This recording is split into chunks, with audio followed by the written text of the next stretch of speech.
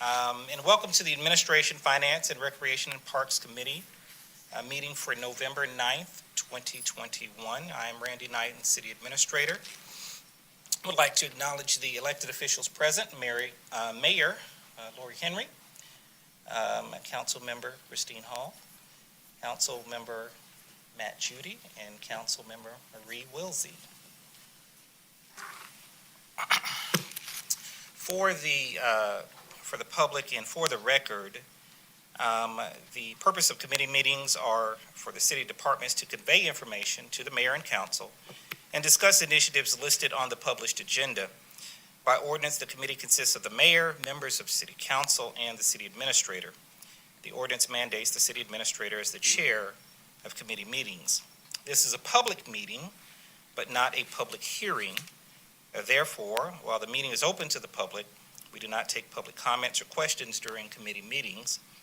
Public comments or questions are received at the regular city council meetings held at 7:00 p.m. on the second and fourth Monday of each month in the city council chambers. The first item on the agenda is the approval of the minutes for the Administration, Finance, and Recreation and Parks Committee meeting for October 12th, 2021. And with that, I would entertain a motion to approve the minutes from October 12th, 2021. Motion to approve. I have a motion. Do we have a second? Second. Second. Thank you. All in favor? Thank you very much.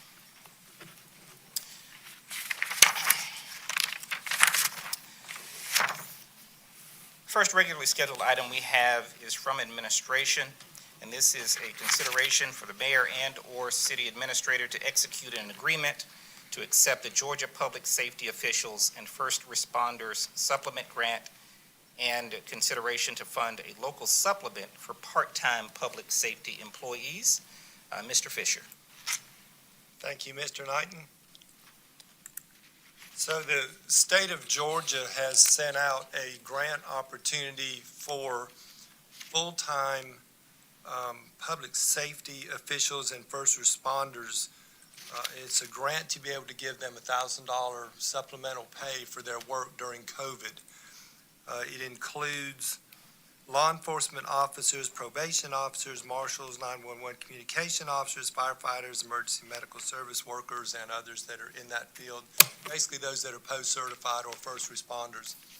So the grant, what you see up on the screen on the left, the grant is for $1,000. It's eligible for full-time sworn law enforcement officials and first responders. The state will also cover the FICA portion for the employees, so there will ultimately be no cost to the city for the state grant portion. It will be reported on income for W-2s, so there will be some, if there's state and federal taxes that would come out, it would come out on their W-2. So the first part of this item is to approve an agreement to accept this Public Safety Officials and First Responders grant. So let me explain the right-hand side of it. The grant is for full-time, these eligible full-time employees, and it's also for volunteer firefighters. There's nothing in the grant, and we called and asked, there's nothing eligible for part-time people. Well, our firefighters, some of our firefighters are only firefighters for the city of Roswell. They don't have a full-time firefighter position somewhere else. But they're part-time. They're more than a volunteer. A volunteer firefighter under the grant would get $300. So what we have looked at and what we're requesting tonight is approval to provide a $500 supplement to the part-time sworn law enforcement officials and first responders out of the city of Roswell funds. The city would cover, of course, the FICA part, which is $38.25 would be withheld, just like on the state side, only we would pay for that. So the difference is at the bottom, we think there's a maximum of 30, there may actually be 29 part-time employees, either with the police department or with our marshal's department, and then the firefighters. So it would be at $500 of the city funds for the supplement plus FICA would be a total expense to the city of Roswell for $16,148. So that would at least provide a $500 supplement for the part-time people we have that aren't full-time somewhere else.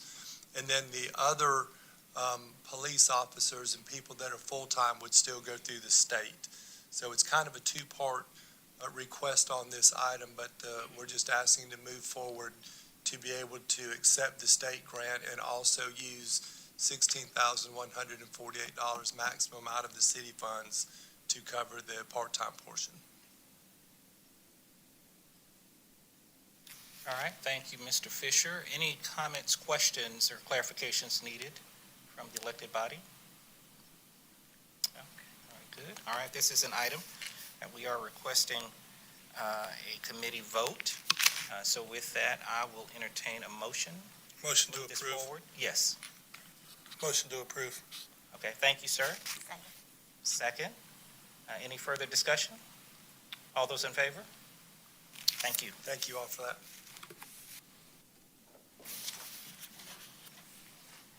All right, next up, we have from Finance, Mr. Luckett, and item number 3 on our agenda is a consideration for the City of Roswell to participate in the Low-Income Household Water Assistance Program in coordination with the Georgia Department of Human Services. Mr. Luckett. Thank you, Mr. Knighton. Good evening, everyone. This is an item that we were made aware of by our Environmental Public Works Department. And this is a program through the state of Georgia. The state of Georgia received approximately $37 million in federal funding to administer a low-income household water assistance grant. The program itself assists qualified low-income households with paying their water utility services. The funds can be used to clear past due balances or pay lump sum payment of $500 or $300 towards a current or future water bill. The program itself, there's really 2 agencies involved. The funds flow through the state, but the program itself is administered through the local community action agency. They're the ones that are responsible for determining eligibility of who is qualified, who meets the income eligibility requirements. So there's one agency in Fulton County that has that responsibility, and so that's the Fulton Atlanta Community Action Agency. They've been around since 1991, so they're responsible for conducting client intake, determining income eligibility, approving payments, and they actually provide the payment to the city. The city's responsibility through this is really just to receive the payment, post it to the correct account, and we have to provide some reporting requirements as part of the grant. The program itself started back on November 1st of 2021. The program prioritizes past due balances this year, and then beginning in January, the program will serve households with seniors 60 years of age and older. And then starting in February, they will work with all other households that are eligible through the income requirements. All households are eligible for 1 round of assistance per year, and the amount of assistance is determined by the household size, the income, and the composition of the household. So residents, to be able to participate, the city would have to sign this agreement and participate in the program. So Roswell residents, in order to be a part of the program, they would have to contact the Fulton Atlanta Community Action Agency to schedule an appointment. They have to provide proof of income and water bills and things like that. If they're approved, then the Community Action Agency actually pays the city directly. And just to give you an idea, currently there are about 392 customers with a past due balance with the city. 87 of those exceed $100. So it's not a huge sum, but overall we're talking maybe about $31,000 in past due balances. So what we're asking for is your consideration for the city to participate in this program. If so, the city will need to execute an agreement, which is in your agenda packet, with the Georgia Department of Human Services to participate in the program. It's effective through next September, and it can be renewed up to an additional year after that. So I'll be glad to answer any questions. Any questions? Yes, Councilmember Hall. Thank you, Ryan. So, what about the Roswell residents that are not on Roswell water, that they're on Fulton County water? How are they, how can they participate? So it's up to each water utility to participate in the program. Okay. So the Fulton County Water Department would have to they'd have to go through their own process to contract with the state to participate in this program. Okay, thank you. Any other questions, comments, points of clarification needed? This is an additional item that we are requesting a vote to move forward. So with that, I will entertain a motion. Motion by Councilmember Wilsey, second by Councilmember Hall. Any further discussion? Do all approve? Thank you. Thank you. The next item is item number 4 in the agenda, consideration of a resolution to update the authorized individuals for the Georgia Fund 1 investment pool. Mr. Luckett. Thank you. This is a resolution that's required by the state anytime we update authorized individuals for the Georgia Fund 1 local government investment pool that the city participates in. So we're asking for approval of this resolution to add our new city administrator to the list of approved individuals. Move to approve. Move to approve by Mayor Henry, second by Councilmember Hall. Any further discussion? Thank you. All in favor? Thank you very much. Item number 5, presentation of the FY 2022 first quarter budget report. Or that's a presentation item. Mr. Luckett. Thank you. So this is our first quarter budget report, and the report is included in your packet. I'll skip to I'll just to kind of explain, the first couple of pages provide a memo, just a narrative about an overall where we're at for the first quarter. If you skip over to page 60 of your packet, this kind of gives you an overview of how the general fund is doing for this first quarter. The table at the top gives you an overview of our revenues. So overall, we were projected to receive $35.3 million in the general fund. We're actually year-to-date at 36.7, so that's a positive variance of 1.3 million. Most of that is in our sales tax revenue, which is performing very well so far this year. The next table on that page goes over expenditures. Here you can see we had an approved budget of $84.4 million. We had projected to spend $20.3 million through this point in the fiscal year. Year to date, we're at 17.7, and that's a positive variance of $2.5 million. That's primarily in our operating category, and so that's a lot of various contracts and things. It's more of a timing issue in terms of when those payments are made compared to when we had projected to make those payments. And then you see in the transfers and other category, again, that's more of a timing issue related to when the debt payments, that's the category where a lot of our debt payments and transfers between funds happen. And so it's more of a timing thing that's contributing to that positive variance that you see. The bottom table on that page gives you a breakdown by department and where those positive variances exist across the departments that are funded through the general fund. On the next page, we get into our water and sewer fund.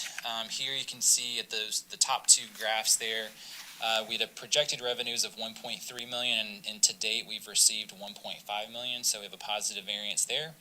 On the expenditure side in the water fund, we were projected to spend $1.3 million, and year to date we have spent $851,000. The next page gets into our solid waste fund. Here our revenues were projected to be 2.9. Year to date they're at 3.1. On the expenditure side, we projected to spend $2.9 million, and we've spent right at $2.9 million through the first quarter. The next page gets into our stormwater fund. Similar story here, $843,000 projected revenue. Actual revenue is $850,000. Projected expenditures at $689,000. We've spent a little less than that at $482,000 through the first quarter. On the next page, we get into our recreation participation fund. Projected revenues there were $1.4 million. We've actually collected $1.8 million. Expenditures are right on target at $1.4 million. On the next page, we get into our hotel motel fund. Our hotel motel revenues are performing better than anticipated, so we're at $300,000 in actual revenue through the first quarter of the fiscal year. Our expenditures are right in line, $142,000 in actual expenditures compared to a projection of $181,000. On the next page, and finally is our E911 fund. Here our revenues are right on target, expenditures are below projections. And then the final page of the report just provides an overview of all the city funds, and that concludes the report. I'll be glad to answer any questions you might have.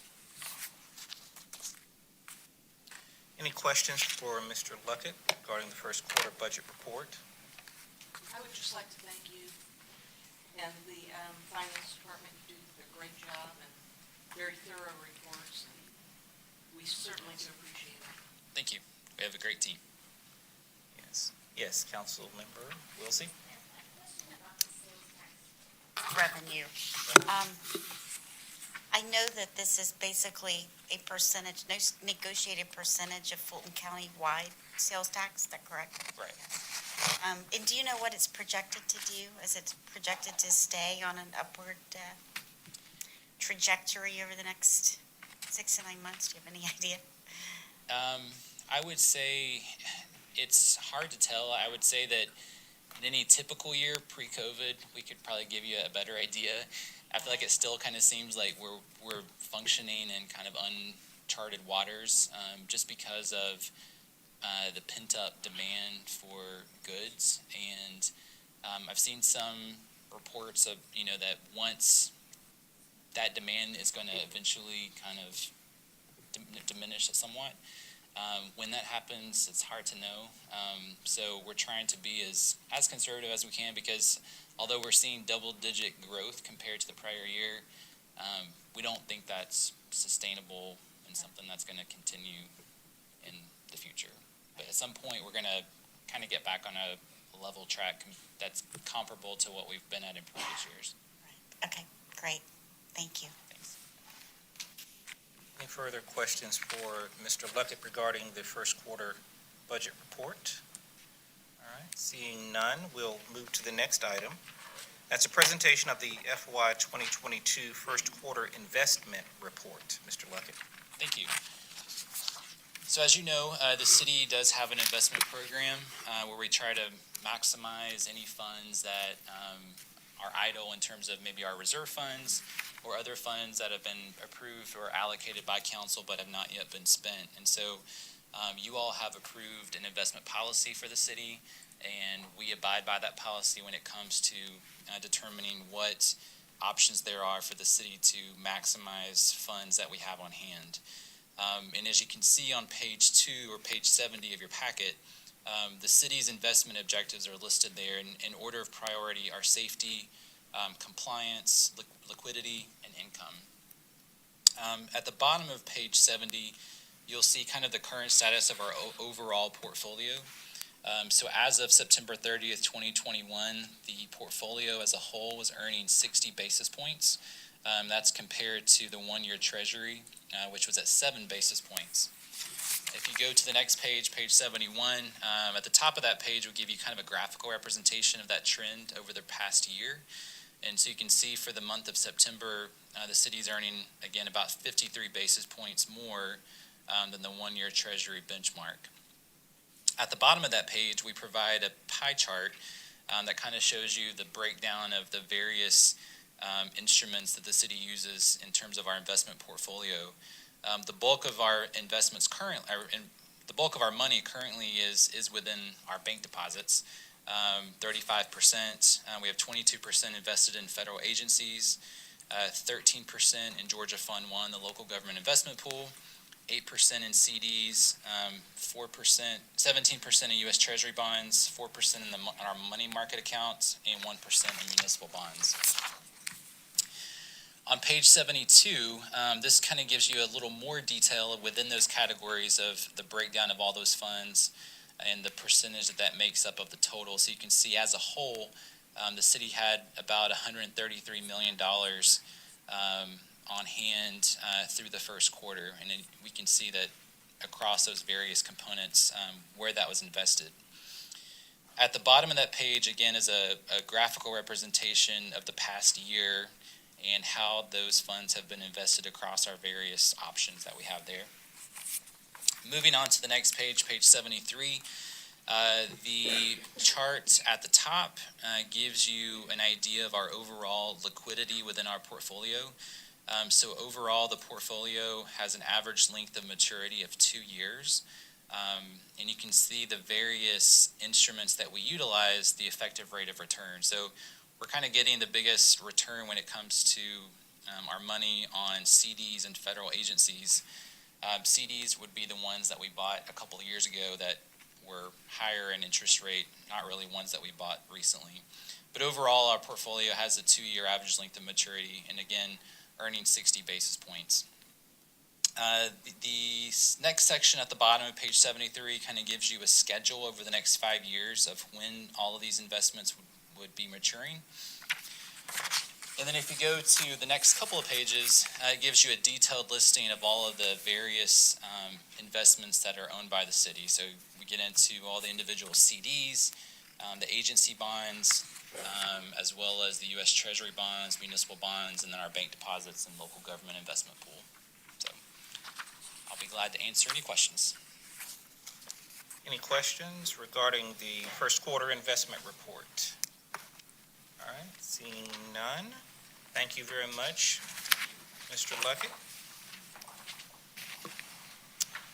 Next item will be from Recreation and Parks. Consideration for the mayor and/or city administrator to sign a contract with H.E. Hodge Company in an amount not to exceed $96,905 for Phase 2 of the Roswell Cultural Arts Center seat replacement.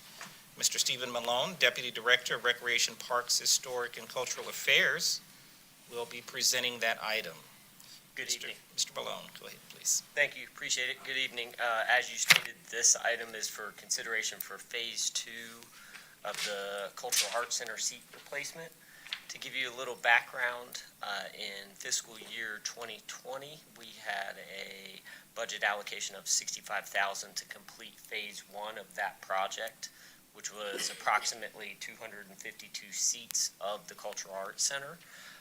We have allocated in fiscal year 2022 an additional $85,000 to complete Phase 2, which would be the remaining 339 seats of that facility.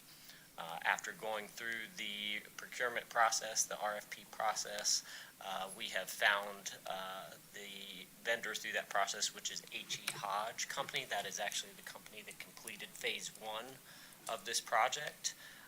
The allocated and price that came back for the project to complete Phase 2 was actually $96,905, which was approximately $11,905 more than we had anticipated in our budget process. So we are asking tonight for consideration to enter into that contract with H.E. Hodge Company and for that price point of $96,905. I'll be happy to answer any questions related to that project. Sure. Any questions from members of council for Mr. Malone? And I see, of course, Mr. Leatherman is here as well. Any questions or additional information needed on this item? Motion to approve. We have a motion to approve from Council Member Judy. Looking for a second. A second from Council Member Wilsey. Any further discussion? Seeing none. Those in favor, please signify. Thank you very much. We'll move this item forward. Thank you. Sir. All right. This concludes the agenda for the Administration, Finance, and Recreation and Parks Committee. And I will entertain a motion to adjourn. Motion to adjourn. Motion to adjourn. Do we have a second? Second. Thank you. Any further? Oh, adjournments don't have discussion. Okay. Right. All in favor? Thank you so much, and we'll take a brief 3-minute break before we reconvene the next committee meeting. This will be the longest part of the meeting.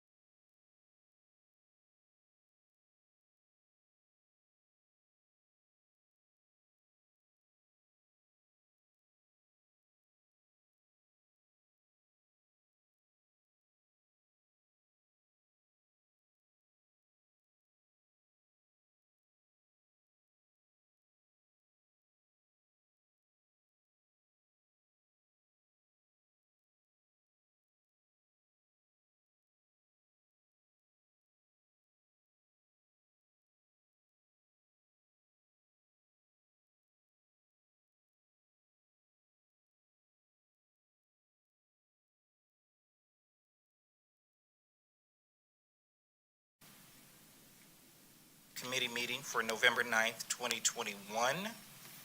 I would like to acknowledge the elected officials present, Mayor Lori Henry, Council Member Christine Hall, Council Member Matt Judy, and Council Member Marie Wilsey. I am Randy Knight, the City Administrator, and for the record, the purpose of committee meetings for the city departments to convey information to the mayor and city council and discuss initiatives based or listed on the published agenda. By ordinance, the committee consists of the mayor, members of city council, and the city administrator. The ordinance mandates the city administrator as the chair of the committee meetings. This is a public meeting, but not a public hearing. Therefore, while the meeting is open to the public, we do not take public comments or questions during committee meetings. Public comments or questions are received at the regular city council meetings held at 7:00 p.m. in the city council chambers on the second and fourth Monday of each month. The first item on the agenda is the approval of the minutes of the Public Safety and Public Works Committee, October 12th, 2021. I'll entertain a motion to approve. Motion to approve. From Councilmember Judy, a second. Second, Councilmember Wilsey. Any discussion? All those in favor? All right, carries unanimously. Thank you. For Public Safety Fire, there are no action items. For Public Safety Police, the agenda item is consideration of a resolution to accept the FY 2021 Bulletproof Vest Partnership Grant in the amount of $19,350. Chief Conroy.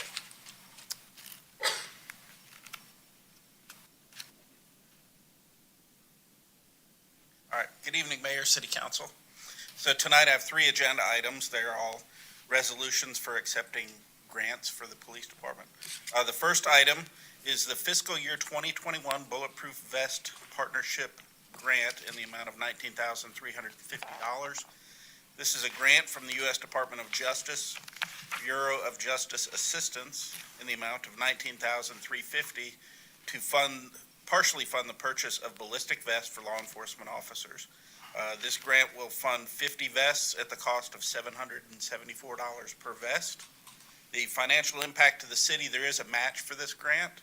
The grant is $19,350 and the match is $19,350 for a total of $38,700.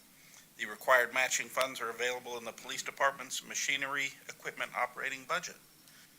I will take any questions you have. Move to approve.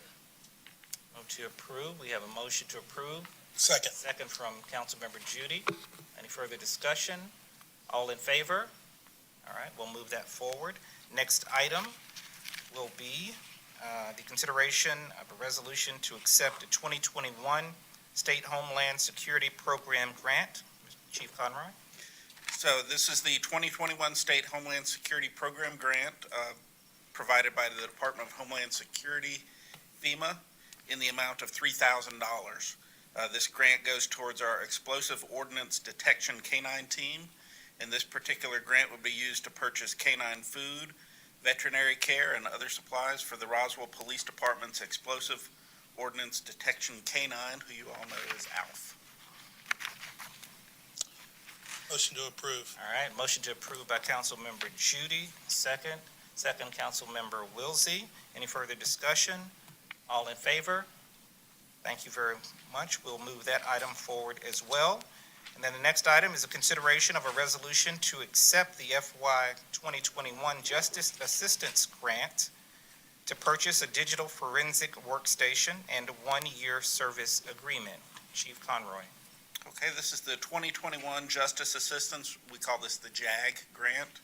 This is a grant that we receive every year. It comes in varying amounts each year. This year, we're looking to purchase a digital forensic workstation and related software. This grant is in the amount of $12,189. It'll fund a digital workstation and one-year service agreement with the Magnet. The parent company is Axiom Software. Currently, our detectives are part of the Internet Criminal Investigation, Internet Crimes Against Children Task Force. All right, and this equipment would be used by the detectives assigned to that unit. When we retrieve evidence from these cases, it takes a while to download. Currently, it might take 2 weeks. This will reduce that download time to 1 to 2 hours per case, so it'd be very cost effective. We do have funds available in our operating budget. We have checked with the city IT department, and they will service this equipment. The total amount of the equipment and the software is $12,773, so that balance, $584, would come out of the police operating budget. Any questions? Move to approve. May I have a second? Further discussion? All those in favor? All those in favor, approved, and we'll move this item forward as well. Thank you very much, Chief Conroy. I believe this concludes all of the items for this committee meeting. We certainly want to thank the elected body and the staff. Thank you for your very detailed presentations and the information provided to the elected body and to the viewing public. Thank you very much. And with that, I will entertain a motion to adjourn. Motion to adjourn. Motion to adjourn and a second. All those in favor? Thank you. Thank you. Have a wonderful evening.